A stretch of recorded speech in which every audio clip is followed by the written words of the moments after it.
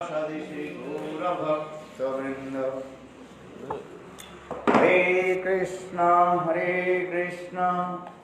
कृष्ण कृष्ण हरे हरे हरे राम राम राम हरे हरे। सर्वप्रथम मेरे गुरुपाद पद्मों नित्य लीला प्रविष्टम विष्णुपाद अष्टोत्तर सदस्य श्रीमद् भक्ति वेदांत सुलभान गोस्वामी महाराज एवं नित्य लीला प्रविष्टम विष्णुपाद अष्टोत्तर श्रीमद् भक्ति वेदांत सुलभान गोस्वामी महाराज की अभय चरण कमल में अनंत कोटि साष्टांग दंडवत ज्ञापन करता हूँ। तत्पश्चात नित्य लीला प्रविष्टम विष्णुपाद अष्टोत्तर शतमान भक्ति वेदांत स्वामी महाराज एवं समस्त वैष्णव के चरण कमलों में मेरा यथायथ दंडवत प्रणाम स्वीकार हो। हम लोग श्री चैतन्य चरितामृतम मध्य लीला दाविंश परिच्छेद 22वां परिच्छेद से श्रवण कर रहे हैं, जिसे चैतन्य महाप्रभु सनातन गोस्वामी अभिधेय तत्व के बारे में बता रहे हैं। तीन तत्व क्या? संबंध, अभिधेय, प्रयोजन तत्व है। अभी हम लोग अभिधेय तत्व के बारे में श्रवण कर रहे हैं। ये कृष्ण प्राप्ति के उपाय प्रोसेस उसके बारे में हम लोग श्रवण कर रहे हैं। इससे भक्ति ही एकमात्र उपाय कहा गया। कर्म, ज्ञान, योग आदि के द्वारा भगवत प्राप्ति नहीं होगा। न साधति मां योगम न शांक धर्मोद्धव न श्रद्धस्तपोस्त्यागो यथा भक्तिर मम अर्जिता है। स्वयं भगवान उद्धव के कहने लगे शंख जन्म कर्म आदि के योग आदि के द्वारा मुझे प्राप्ति करना संभव नहीं है। एकमात्र भक्ति योग के द्वारा ही मैं लब्ध हूँ, प्राप्त हूँ। इससे भक्ति के बारे में हम लोग भी श्रवण कर रहे थे। 2 प्रकार की भक्ति बताया था। एक है विधि भक्ति और दूसरी है रागानुगा भक्ति। विधि भक्ति के बारे में हम लोग श्रवण कर रहे थे। ये रागहीन जन भजे शास्त्रे आज्ञाएं वैधि भक्ति बोली तारी सर्वलोके गाय। इस जीवों की साधक की पूर्वजन की कोई ऐसे संस्कार नहीं है, किंतु सुकृति के बल पर सत्संग प्राप्ति हुआ है और सत्संग में बैठकर के संत महात्मा की मुखारविंद से भक्ति के बारे में श्रवण किया और विधि निषेध के बारे में जब श्रवण करते हैं और भगवत प्राप्ति के लिए उसके हृदय में इच्छा जागते हैं, भगवत भजन करें। क्योंकि शास्त्र में लिखा है लब्धा सुदुर्लभ इदं बहु संभवान्ते मनुष्यमर्थम अनित्यं अप्यतिर तूर्णं जते न पतेत उन्मित्तुं जावत निःशेष विषय खलु सर्वत्र 84 लाख जनी भ्रमण करते करते भगवान कृपा करके मनुष्य शरीर दिया। इसलिए भगवत भजन करने के लिए इसलिए कहते हैं लब्धा सुदुर्लभ इदं बहु संभवान्ते। ना जाने 84 लाख जनी कैसे कैसे हम लोग बिताया, पार किया। अभी मनुष्य शरीर इसलिए आए, किस लिए? भगवत भजन करने के लिए। है? और इसी के द्वारा, इस मनुष्य शरीर के द्वारा ही हम परमार्थ जो है प्राप्त कर सकते, लाभ उठा सकते हैं। जब इस कथा को संत महात्मा के मुखारविंद से श्रवण करते हैं तब उनके हृदय में उत्साह जगते हैं, भगवत भजन करें। तो भगवत भजन करने के लिए क्या चाहिए? जिसे कहा था मैंने कल उस दिन कहा था 64 प्रकार भक्ति के अंग आपको पालन करना पड़ेगा। 64 प्रकार अंग की प्रथम क्या कहा गया? आदु गुरु पदाश्रय, गुरु के चरण आश्रय करें। इसके बाद दीक्षा, शिक्षा, विश्रम, वेन, गुरु सेवा, इसमें तब बताया गया। हरिभक्ति विलास में और चैतन्य चरितामृत में और विशेष करके भक्ति रसामृत सिंधु ग्रंथ में भक्ति के 64 प्रकार अंगों के बारे में कहा गया है कि नहीं? आदि गुरु आश्रय, फिर दीक्षा, शिक्षा आदि ग्रहण, ये सब दिखाया गया। यथातथा विधि का हम पालन करते जाएं।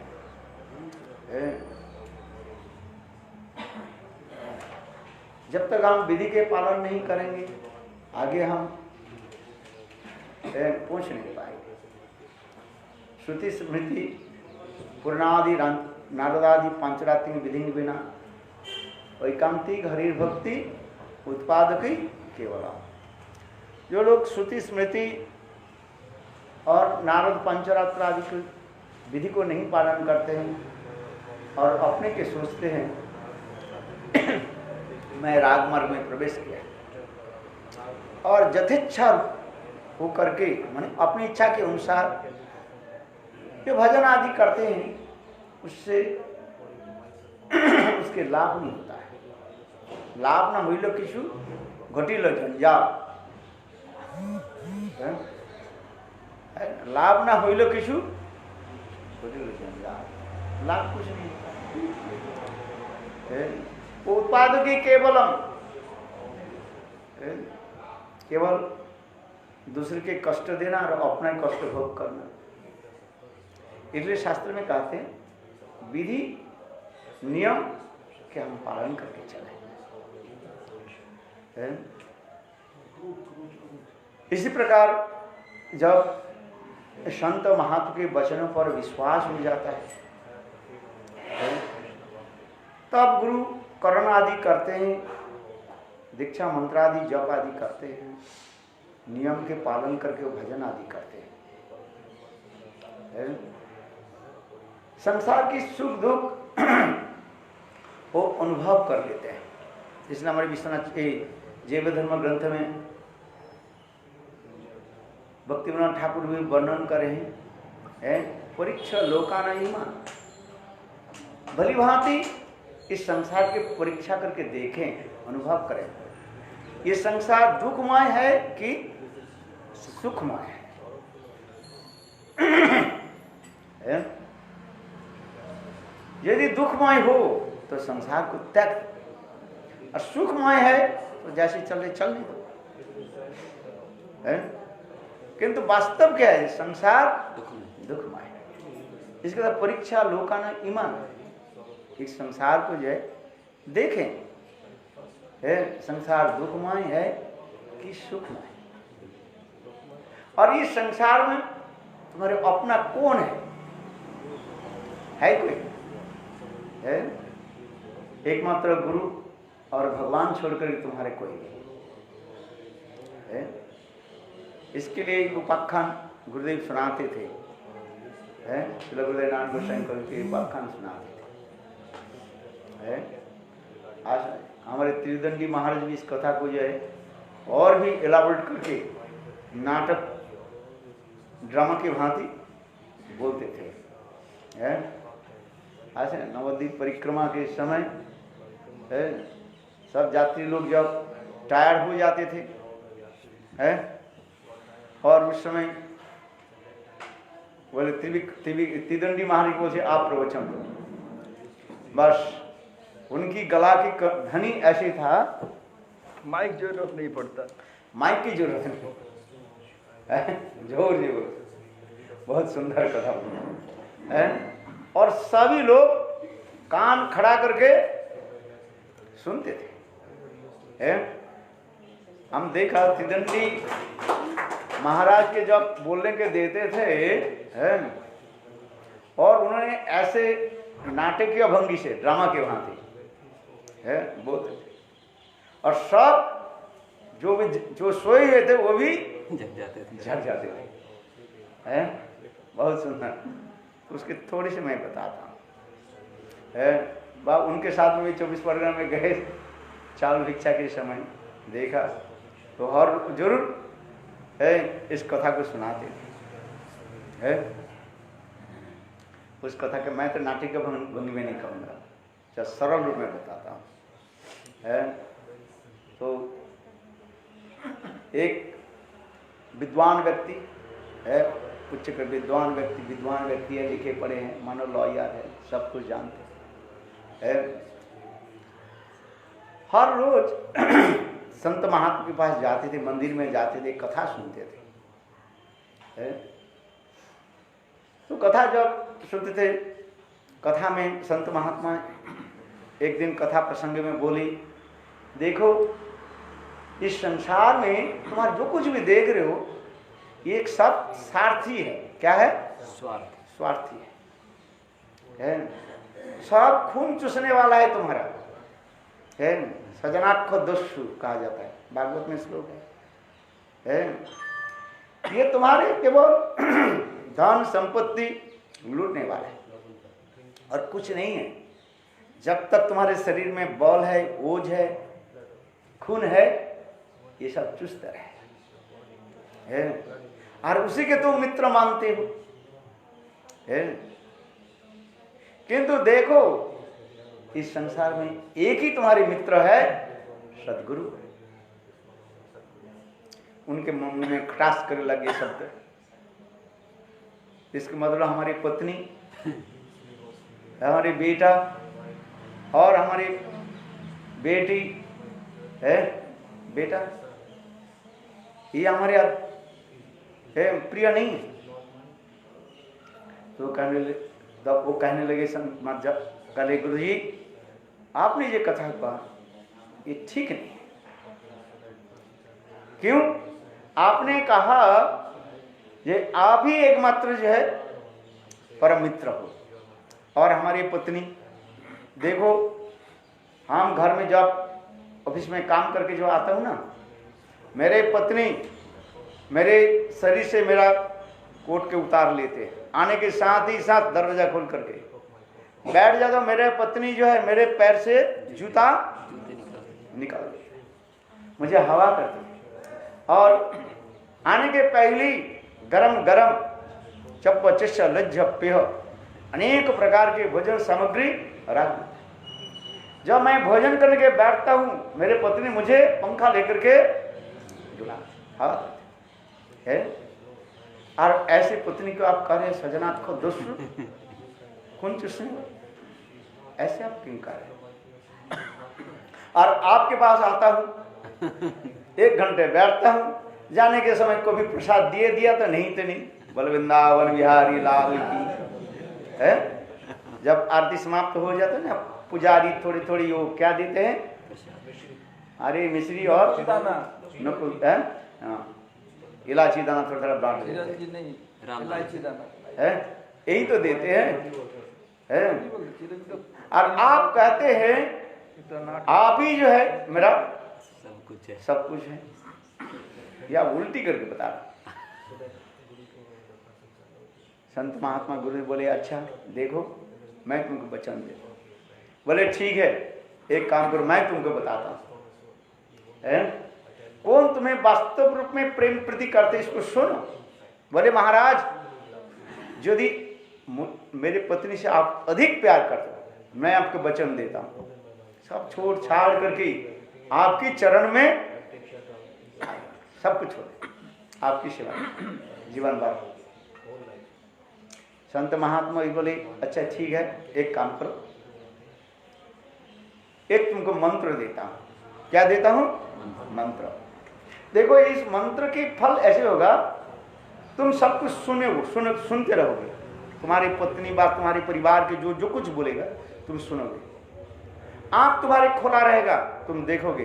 किंतु देखो तुम्हारे ये हाथ और पैर बिल्कुल सीधी रहेगा, बिल्कुल क्या बोले, अकड़ जाएगा, अकड़ जाएगा। अगर तुम सुनोगे तो बोल नहीं पाओगे। बोल कोई ऐसे एक नहीं कर पाओगे। अच्छा ठीक है, किंतु एक काम करो, तुम घर में जाकर के प्रसाद पा करके बस जमीन अपने बिस्तर पर लेट जाना और पैर के थोड़ा फैला देना, पैर से हाथ और पैर के ऐसे फैला देना, बस बस देखना कैसे। भाई देखो क्या कि उस दिन वो गए, घर में गए और पत्नी बहुत आदर करके पति को जैसे हर रोज खिलाती है और प्रसाद पा करके उन्होंने क्या कि अपने बिस्तर पर ले गए और दोनों पैर के ऐसे कर दिए, हाथ को ऐसे कर दिया और आंख ऐसे ऊपर नीचे ऊपर हो जाए ना, है उल्टा हो गया आंख है। इतने थोड़ी बाद में पत्नी घर में आई, देखो तो डर के क्या हुआ, पतिदेव पतिदेव पतिदेव, हाँ भाई इतने जोर से क्या है, आंख पलट गया ना, उल्टा हो गया भाई। तो सब पड़ोसी सब लोग आ गए, डॉक्टर बुलाया गया, डॉक्टर आया देखा कर देखो महाराज, पत्नी बोली इस तो पल्स है ही नहीं, गए है इसको हार्ट अटैक हो गया, गए अरे अभी तो मन भाई सब लोग रोना, जैसे जैसे संबंध है उससे रोने, संबंध लेकर के रोने लगे जैसे संसार में होते हैं, रोना शुरू कर दिया। पत्नी कहने लगे थे मैं ही मर जाऊं, हाय हाय पति बिना कैसे मैं तो विधवा हो गई है, मेरे छोटे छोटे बच्चे को कौन लालन पालन करेगा, मैं भी प्राण दे दूं। जैसे रोती है ना है स्त्रियां, पत्नी मर जाने के, पति मर जाने के बाद रोती, अत्यंत तो जो है लोरी बना करके वो सारे अपने जीवन कहानी है रोते रोते सुनाती है। तो इधर है कि नहीं है, बंगाल में ये सब सुनाई पड़ता है, हम तो इधर के बाद इधर भी है क्या, नहीं है? ऐसी भी है, अभी दो हाथ दो पैर हर मास से तो है भाई। देखो हाय हाय हाय हाय करने है, बस पूरा लोरी बना करके सर से रोते रोते रोते रोते बात है। इतने समय किसने कहा तू रो रही, एक काम कर, ये हर रोज पाठ सुनने के लिए जाते संत महात्मा, देखो संत महात्मा के पास जाओ, हो सकते संत महात्मा कोई जूड़ी बुटियां हो, मंत्र तंत्र तो है उसके पास, है ठीक हो जाए जी। अच्छा संत महात्मा गुरु के पास गए, बोले महाराज आपके ये शिष्य जो है तो बिल्कुल ये तो मर गए, आप इसको प्राण दान दीजिए। संत महात्मा बोले अच्छी बात है, मैं मंत्र उसको, देखो वो सब कुछ देख रहे हैं, सुन रहे, कौन हस्बैंड पति देख रहे हैं और सुन रहे। संत महात्मा बोले देखो ये काम करो, हमारे मंत्र तब काम करेगा किंतु जो मर जाते हैं वो तो वापिस नहीं आता है, क्योंकि उसे वापिस लाना पड़ेगा, फिर एक आत्मा को वहीं पर भेजना पड़ेगा। क्या बोला समझ में आ रहा है? इसकी आत्मा तो चली गई और तुम्हारे परिवार के कोई व्यक्ति को आत्मा वहीं पर भेजना पड़ेगा और इसको आत्मा को लाना पड़ेगा, है? इसका मतलब क्या है? एक आदमी को मरना पड़ता, एक आत्मा, एक व्यक्ति, इसके लिए प्राण दान दे दो, तब उसको मैं वहीं पर भेज देता हूं और ये जीवित हो जाएगा, है? भाई पहले वृद्ध पिता माता के पूछे, बोले हम तो जब छोटे थे, ये हम जब जो ये था, मैं बाल बच्चे के पालन पोषण किया, अब इनके कर्तव्य है क्या करना नहीं करना है, थोड़ा वृद्ध वयस में थोड़ा तो सुख भोग करना। पिता माता भी इनकार कर दिया। छोटे बच्चे बोले हमें क्या पता है? माता पिता ने जन्म दिए, पिता ने जन्म दिए, उसके पालन पोषण करना। एक तो सब पत्नी बोली है देखो मैं मर जाऊं, शास्त्र में कहीं लिखा है जो मर जाता है जन्म घर से फिर लौट करके आता है, फिर मुझे ना तू मर दो और फिर मैं भी मर जाऊं। ये तो गए जो गया सो गया और फिर भी मैं जाऊं तो मेरा छोटे छोटे बच्चे भी चले है, कोई देने के लिए तैयार नहीं।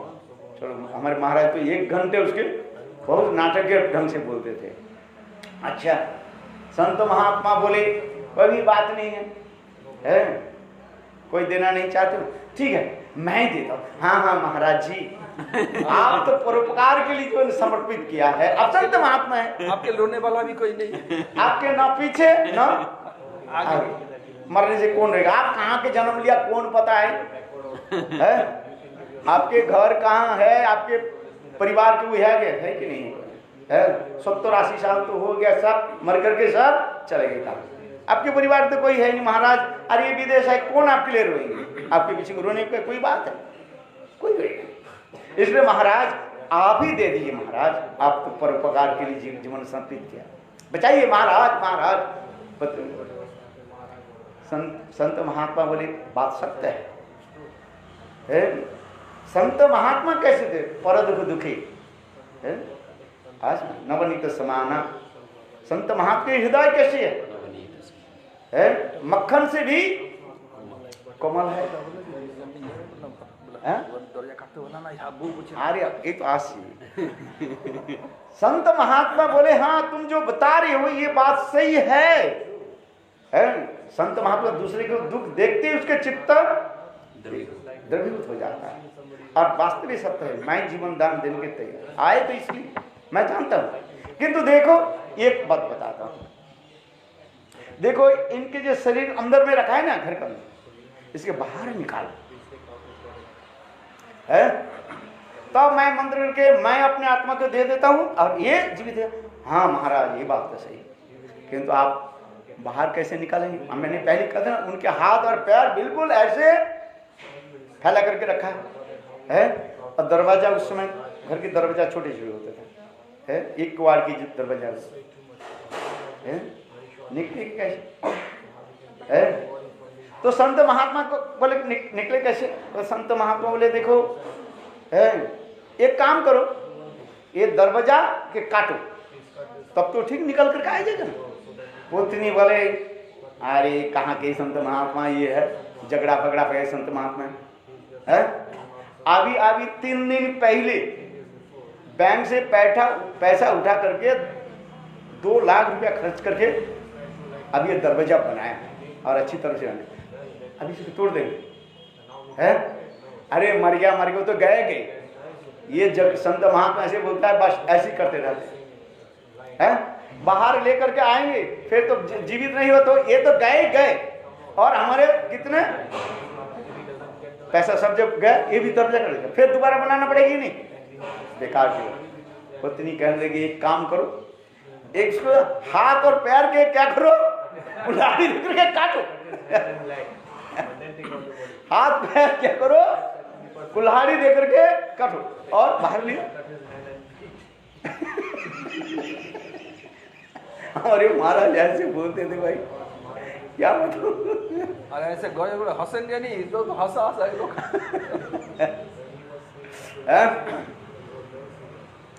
आज समझ में नहीं। पत्नी ऐसी बोले हाथ पैसे काटने के तैयार नहीं है, माने दरवाजा को काटने के तैयार नहीं। तो संत महात्मा बोले कोई भी बात नहीं है, यहीं रखकर मैं प्राणदान कर देता हूँ, अंदर में तुम काटना नहीं चाहते हो। तो संत महात्मा ने क्या की, उनके छाती पर ऐसे हाथ रखा, वो तो पहले सब कुछ था ना, हाथ रखा, मंत्र जप करने के साथ ही साथ और सब रोने लगे। पत्नी कैसा मारे वह रोना शुरू कर दिया अपना प्रेम से आनंद से है। तब उस समय संत महात्मा कहने लगे आपने सुना आपके परिवार के लोग आपके लिए प्राणदान देने के लिए तैयार है कि नहीं?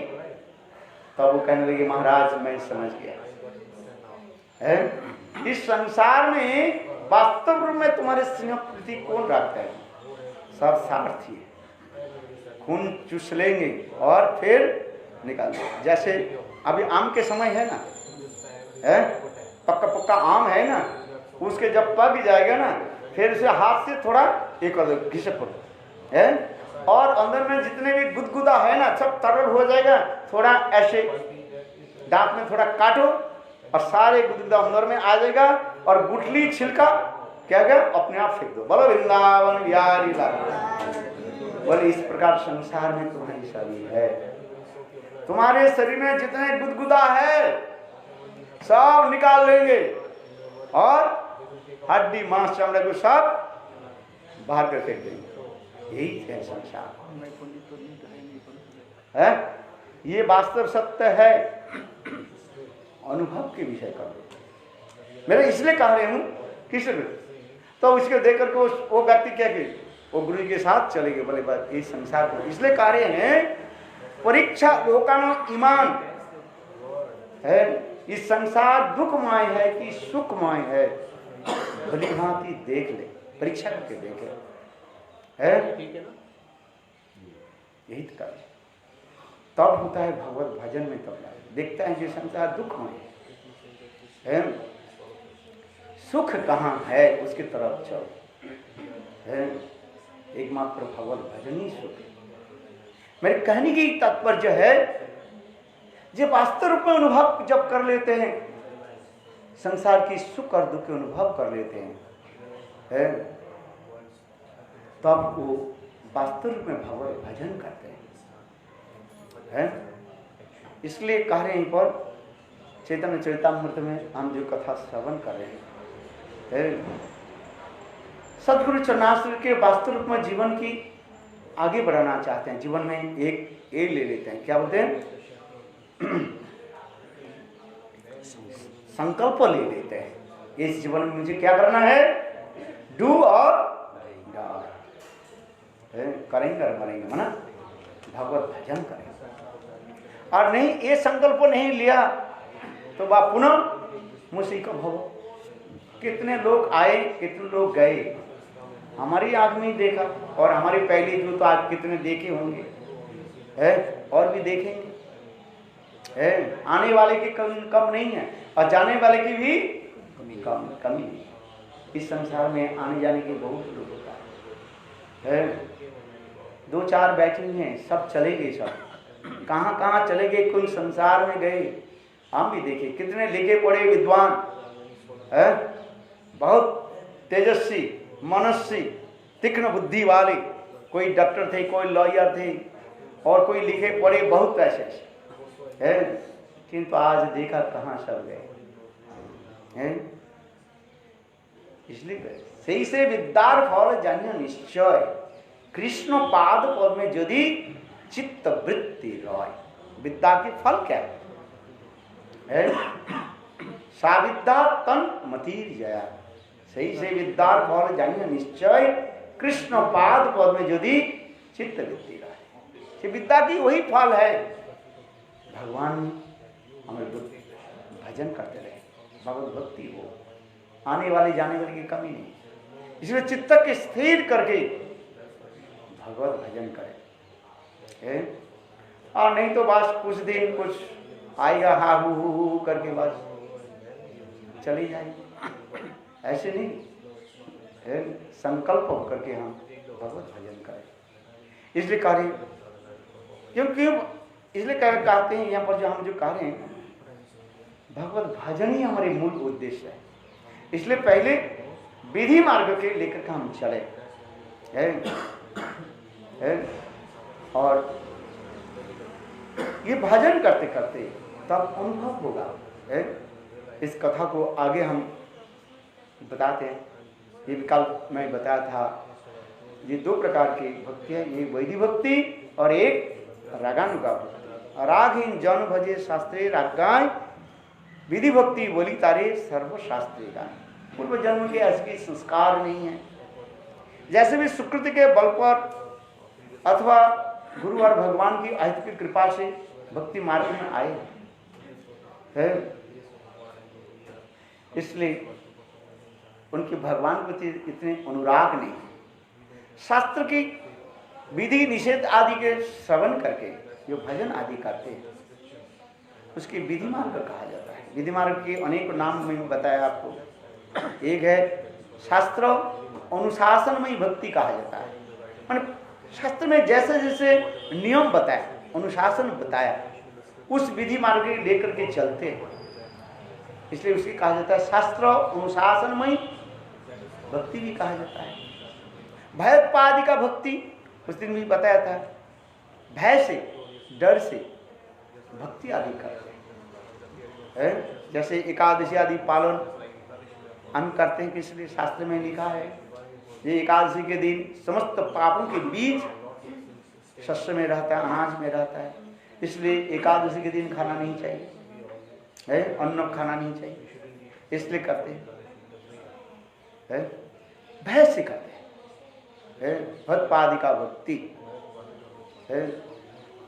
इस प्रकार विधि भक्ति के अनेक प्रकार नाम हमारे आचार्य ने बताया गया है। देखो आगे की कथा यहाँ पर कहते हैं, किसी प्रकार से कोई भगवान के भजन करे है, तब धीरे धीरे भगवान ही उनके जो है आगे लेकर के चलते हैं।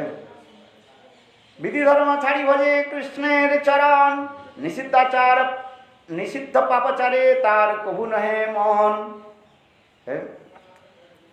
जो भगवान के भजन आदि करते हैं, भक्ति करने से क्या होता है, भक्ति के फल क्या होता है, हृदय में कोई पाप करने की वासना तक नहीं जगेगा। बोले एक नामाभास भी है, अविद्या अस्मिता राग देश अभिनिवेश पाप पाप बीज कूट, यहां तक भी पाप करने के वासना तक भी जगेगा नहीं है। आज माधुर्य कादम्बिनी ग्रंथ में श्री विश्वनाथ चक्रवर्ती पाद लिखते हैं, पाप करने के वासना तक भी समाप्त हो जाएगा है। इसलिए कहते हैं निषिद्ध पापाचारितार कभू नहीं मान, जो शास्त्र में निषिद्ध का है वो पाप करने कभी कहीं नहीं करे। फिर कह रहे दैवात अकस्मात यदि कोई पूर्वजन्म कोई ऐसे संस्कार के स्वरूप यदि हो जाए तब क्या होगा, इसलिए कह रहे अज्ञान यदि पाप उपस्थित कृष्ण तारे शुद्ध करे न कराए प्रायश्चित। चैतन्य चैतामृत कृष्णदास कविराज कार्य, ऐसे भक्ति मार्ग में चलने वाले व्यक्ति के तो पाप होता ही नहीं है, किंतु अज्ञान वशतः एक्सीडेंट है कोई पाप हो जाता है तो उसके लिए पाप की प्रायश्चित करने की कोई जरूरत नहीं है। शास्त्र में लिखा है कर्म मार्ग में पाप हो जाए उसके लिए प्रायश्चित की विधान दिखाया है। इस हमारे भक्ति सिद्धांत स्वरूप प्रभुपाद अनुभाष्य में लिखते हैं, देखो जैसे श्रीमद् भागवत में जो कहा गया देवर्षि भूताप्त नीनांग पितृनांग किंकुरायण है राजन सर्वात्मनाम ज शरणम शरणम गतो मुकुंद परिहित कर्तव्यम है। हम लोग इस संसार में जन्म लेने के साथ ही साथ 5 प्रकार के ऋण हो जाता है, 6 प्रकार के ऋण हो जाता है। तो वह ऋण से हम कैसे मुक्त होंगे? तो इसके पहले कर्म मार्ग के अनुसार कहा जाता है अध्यापानम ब्रह्मजग्गम पितृजग्गस्तु तर्पणम होम दैव बलिभूतो निजग्गोतु अतीत पूजनम है। जो देव ऋण, ऋषि ऋण, पितृ ऋण, भूत ऋण, मनुष्य ऋण, ये समस्त ऋण कैसे परिशुद्ध होता है? कर्म मार्ग के विचार पहले सुने। अध्यापनम है, यहां पर लिखते हैं ये देखो होम द्वारा देवऋण शोध माने ये हो जाता है, मुक्त हो जाता है कर्म मार्ग के अनुसार। है हवन आदि करते हैं ना, है ओम इंद्राय स्वाहा करते हैं कर्म मार्ग में, ओम वरुणाय स्वाहा कर्म मार्ग में ऐसे लिखा है। भक्त लोग तो करते हैं क्या, ओम विशिक्षणाय स्वाहा, है ओम सनकाय स्वाहा, है किंतु कर्म मार्ग में इंद्र आदि देव देवियों के नाम लेकर के सब क्या करते हैं, स्वाहा स्वाहा। है इसलिए यहाँ पर भी लिख रहा है कर्म मार्ग के पहले कर्म मार्ग के विचार दे रहे हैं। हवन आदि के द्वारा देव यज्ञ करने से है वो पाप से निर्मुक्त हो जाता है। अध्यापन के द्वारा यानी ब्रह्म ज्ञान के द्वारा है ऋषि ऋण से मुक्त हो जाता है। आज ब्राह्मण के कर्तव्य क्या है, जजन जाजन अध्ययन अध्यापन दान प्रतिग्रह, ये ब्राह्मण के 6 प्रकार के कर्म का है। अध्ययन करना और दूसरे के पढ़ाना, स्वयं पढ़ना और दूसरे के पढ़ाना, इसके ब्रह्म यज्ञ भी कहा जाता है ऋषि यज्ञ कहते हैं। और तर्पण आदि के द्वारा पितृयज्ञ, पितृ तर्पण आदि शास्त्र में कहा गया, पितरों के लिए तर्पण किया है, पितृ से मुक्त हो जाए। भूत यज्ञ आदि बलि आदि उपहार आदि के द्वारा भूत यज्ञ है समाप्त हो जाते हैं। और राज ऋण कैसे होता है, कहते हैं अतिथि पूजन आदि के द्वारा है, दान दक्षिणा आदि देते हैं। जैसे अभी वो चल रहे हैं प्राइम मिनिस्टर के उसमें क्या राहत कोष में कुछ दान डाल दो, है होता है ना, लिखते हैं है प्रधानमंत्री के राहत कोष में सब कुछ दान करो, लोग करते हैं जिसको जितना समर्थ है। इसके द्वारा क्या होता है, राजनीति से मिलता है। किंतु देखो ये ऋण तो किंतु पुनः पुनः ये आप पाप कर्म करते रहेगा, इसे समाप्त नहीं होता, पुण्य आदि करते हैं फिर पाप में प्रवृत्त हो जाता है, पाप करना शुरू कर देता है। अच्छा इस संसार में कोई व्यक्ति जो पाप नहीं किया, प्राणी हत्या नहीं किया, ज्ञान अज्ञान में और ज्ञात रूप में हम पाप कर लेते हैं। गीता में भगवान कहते हैं, जो कहते हैं मैं कर्म नहीं करता हूं मिथ्याचार स उच्यते, वो झूठ बोलता है। सांस लेते कि नहीं लेते, सांस ले रहे हैं कि नहीं। अच्छा जब हम सांस लेते हैं कितने कीड़े मकोड़े अंदर में चले जाते हैं, मार देते हैं, प्राणी हत्या हो जाता है, अज्ञान में होता है कि नहीं होता है। रसोई बनाते हैं कितने कीड़े मकोड़े आकर के जल जाते हैं, पाप हो जाता है। हम चलते हैं, आप लोग कैसे आए, चल करके आया कि नहीं, किंतु आपको पता है कितने कीड़े मकोड़े के आप मार करके आए, पाप हो जाता है। हो ही जाता है। ऐसे कोई कहे मैं पाप नहीं करता, एक प्राणी दूसरे प्राणी के भोजन करके अपने उदर पूर्ति करते हैं, भागवत में ऐसे वर्णन होते जा रहे। एक प्राणी दूसरे प्राणी को हत्या करके वो भोजन करता है। लोग कहते हैं अच्छा ठीक है हम लोग गृहस्थ है मांस मछली और जो खाते हैं, आप लोग कहते हैं प्राणी हत्या नहीं करते, आप लोग वैष्णव है। अच्छा आप बताओ वो जो लग लग करके जो ये चलते हैं ना डांटा, क्या बोलते हैं इसका, अरे लौकी का बेल चलता है ना, कितना बिल्कुल इसने मोटा मोटा होकर के और ऐसे चलते हैं। और वैष्णव लोग उसके कच कच कच के काट करके फिर रस्सी बनाते हैं कि नहीं, वो लोग कहते हैं हम। अच्छा आलू आप खाते हो, उसमें प्राण है कि नहीं है, 2-4 दिन आलू के घर में रख दो, उसमें भी अंकुर आ जाता है, उसे प्राण है। और उसको तुम खलते पानी में डाल देते हो, क्या उसके कष्ट नहीं होता है।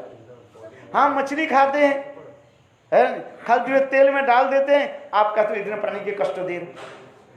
और तुम जब आलू में प्राण है ही कि नहीं है, खलते हुए पानी में आपको डाल रहे हो, क्यों आलू छटपटा नहीं रहे। अच्छा कहते हैं लोग कहते है? इसको उत्तर क्या है? भोजन तो सभी करता है, इसलिए कहते हैं एक प्राणी दूसरे प्राणी को जो है हत्या करके अपने पेट जीवस्य ही जीवन, हाँ, एक जीव दूसरे जीव के भोजन करके है जीवन निर्वाह करते हैं सब है। आप दुकानदारी करते हो है, झूठ बोलते कि नहीं बोलते? झूठ नहीं बोलते आपकी दुकानदारी चली गई। निकट में जो दूसरी वाला जो है ना, उसके पास सब खरीदार चले जाएंगे है। झूठ बोलना पाप है कि नहीं आप बताओ है? जो दुकानदार है उसको पूछो है, विशेष करके कपड़ा खरीद करने के लिए जाओ, ये कपड़ा बेचता है इसको पूछो, बता देंगे पहले कितना, भाई इसे मैं जितना से खरीदा ना उसका आपको बेच रहा हूँ 900 रुपया, लेकिन बिल्कुल मैंने लाभ नहीं किया है, ले लो। अरे नहीं इतना देंगे, 400 रुपया देंगे। अरे भैया से 400 रुपया 900 रुपया, अच्छा ठीक है एक काम है 825 रुपया दिया, 900 रुपया बोलो ना। फिर आप देखते फिर है कितना भैया 800 में खरीद लो, बिल्कुल वो खरीदा कितने पैसे वही जान है। हो सकते हो 400 रुपये खरीदा, आपके बेचा 800। झूठ नहीं बोले उसके दुकानदारी बिल्कुल नहीं चले है। हरिश्चंद्र के भांति सत्यवादी हो जाए, उसके एक दिन में दुकान चौपट हो जाए। अरे संसार में ऐसी कोई व्यक्ति नहीं, झूठ नहीं है। इसलिए तो चलो हम इसलिए ये कहें कहीं नहीं कि तो पाप किसी प्रकार से हो ही जाता है। इसलिए कहते हैं अज्ञानवाद यदि है पाप उपस्थित, किंतु देखे कर्म मार्ग में जो पाप होता है उसके पुनः भोगने के लिए संसार में आना पड़ता है।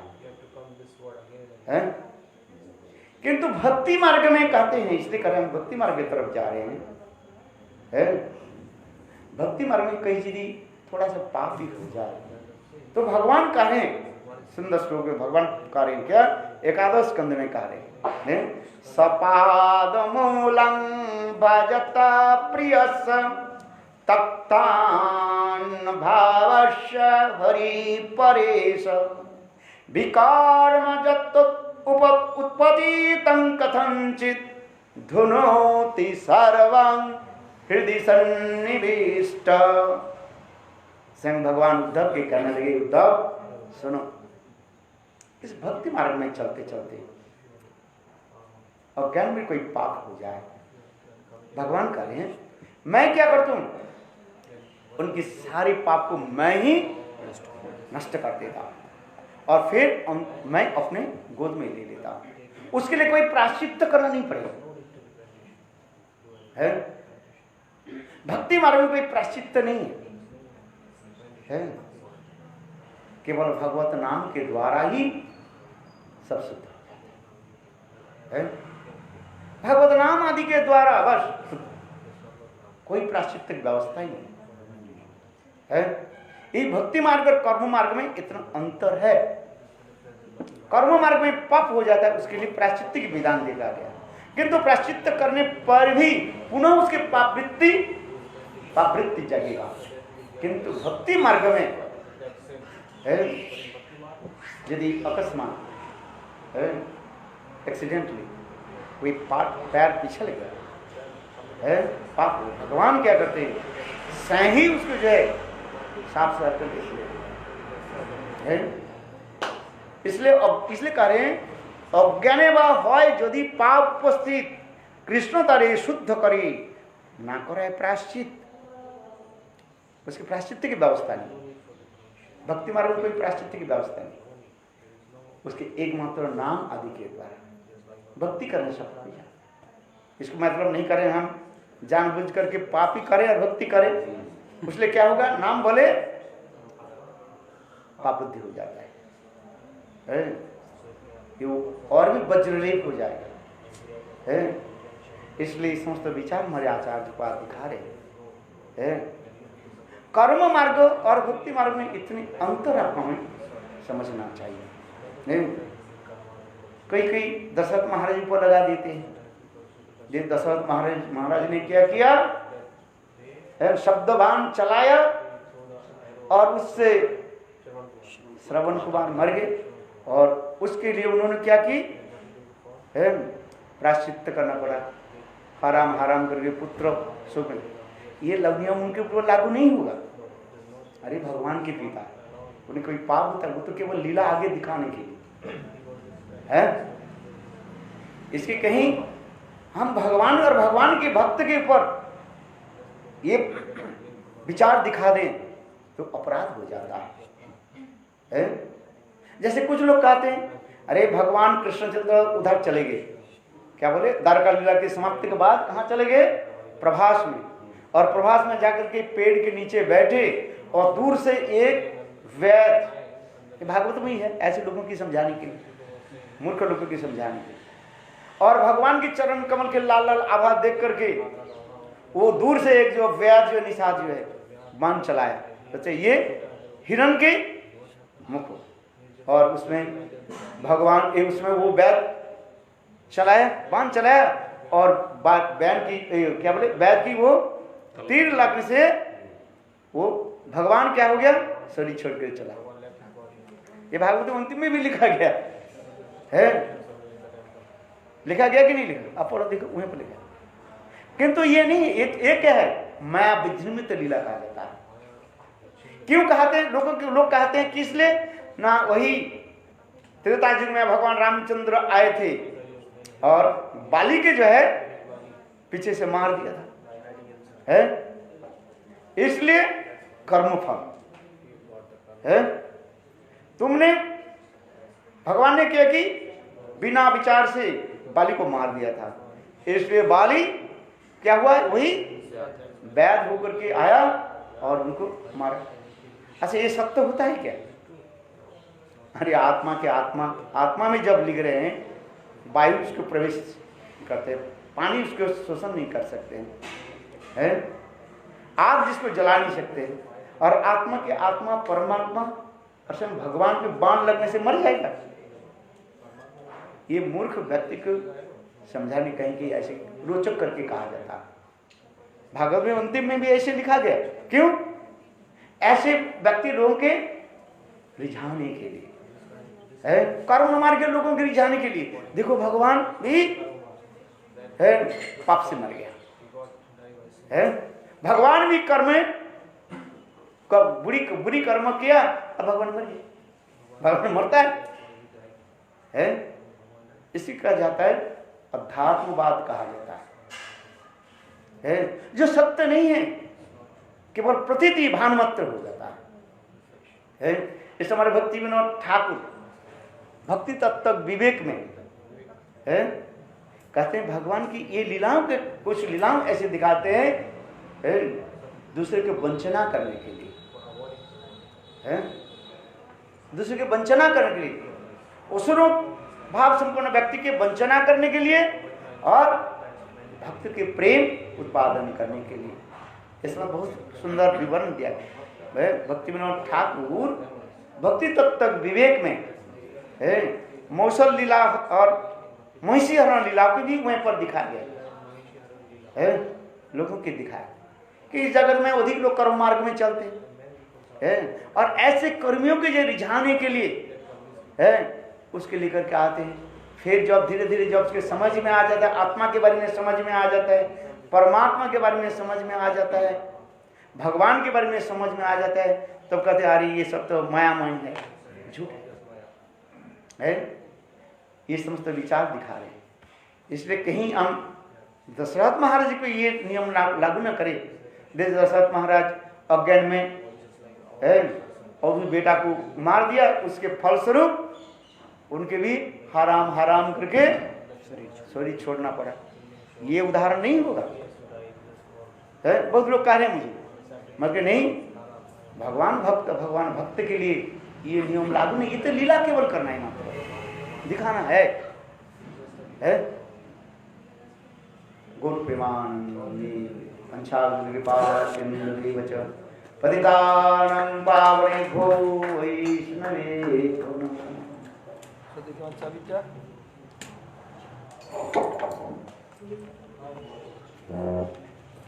नरसिम्हा जी काल बोलना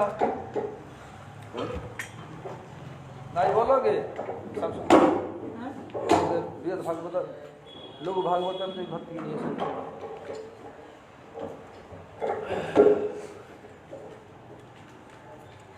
कल बोलोगे नहीं बोलोगे नरसिम्हा जी? ठीक है ये प्रणाम था इसको छप कर दो बैलेंस नहीं रहता